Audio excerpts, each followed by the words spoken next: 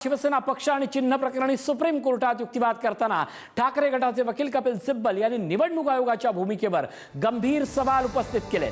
2018च्या पक्ष घटनेनुसार संघटनात्मक निवडणुका झाल्या होत्या।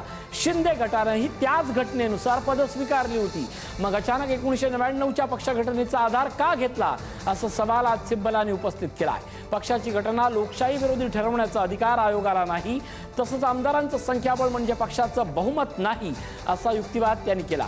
आयोगाला काही आक्षेप असतील तर सूचना देता येतात, मात्र त्याच्या आधारावर दुसऱ्या गटाला पक्ष चिन्ह देता येत नाही, असा युक्तिवाद सिब्बल यांनी केला। सुनावणीतील महत्त्वाचे मुद्दे पाहूयात ग्राफिक्सच्या माध्यमातून। पक्ष चिन्हाचा निर्णय देताना आयोगाची प्रक्रिया ही लोकशाही विरोधी होती। 2018ची पक्ष घटना लोकशाही विरोधी ठरवण्याचा अधिकार निवडणूक आयोगाला नाही। निवडणूक आयोगाने कोणतीही पूर्वसूचना न देता पक्ष घटना लोकशाही विरोधी ठरवली। संघटनात्मक बहुमताची चाचणी आयोगाने लागू केली नाही। 39 आमदारांच्या संख्येवर चिन्ह देण्याच्या निर्णयावर सिब्बलांचा आक्षेप। पक्षांतराला कायदेशीर वैधता मिळता कामा नये। 10व्या अनुसूचीचा उद्देश पक्षांतर रोखणे। आयोग पक्षाला सूचना देऊ शकतं, थेट चिन्ह दुसऱ्या गटाला देऊ शकत नाही।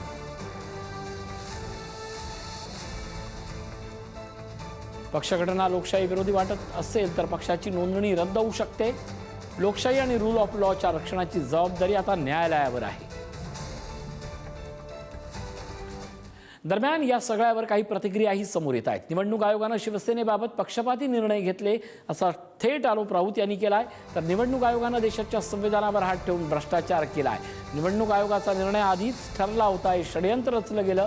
निवडणूक आयोग हा भाजपचा एजंट आहे, निर्णयाची काय अपेक्षा करता, असं म्हणत संजय राऊत यांनी निवडणूक आयोगावर हल्लाबोल केलाय।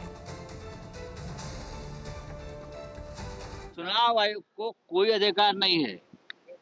मैंने पहले भी कहा है, चुनाव आयोग ने शिवसेना के बारे में जो निर्णय लिया है, जो हमारी पार्टी का सिंबल और नाम किसी ऐसे व्यक्ति को दिया है जिसका कोई पार्टी से संबंध नहीं है, वजूद नहीं है, अस्तित्व नहीं है। मैंने इतना ही कहा सुबह कि चुनाव आयोग ने हमारी पार्टी को बेच दिया। निवडणूक आयोगाला बदनाम करायचं त्यांना माहित आहे। कायदेशीररित्या त्यांची बाजू लंगडी आहे आणि त्यांनी जे काही मुद्दे मांडतात ते कोर्टात यशस्वी होणार नाहीत। पुन्हा एकदा रडण्यासाठी वातावरण तयार करायचं, याकरता हे सर्व उद्योग सुरू आहेत। संजय राऊत काय घटनापीठ आहेत का? स्वतःला ते काय वकील समजतात का, न्यायमूर्ती समजतात? ते कोण आहेत? अशा पद्धतीने बोलतात की जसे सरन्यायाधीश आहेत ते। संजय राऊत साहेब आणि उद्धवजींना माझी विनंती आहे, अजूनही त्यांनी तपासून घेतलं पाहिजे की आपले आमदार का फुटले।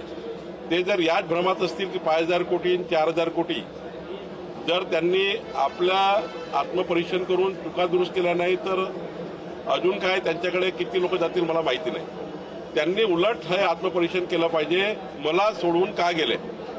याचं जर आत्मपरीक्षण नीट झालं तर मात्र मग लोक तुम्हाला सोडणार नाही।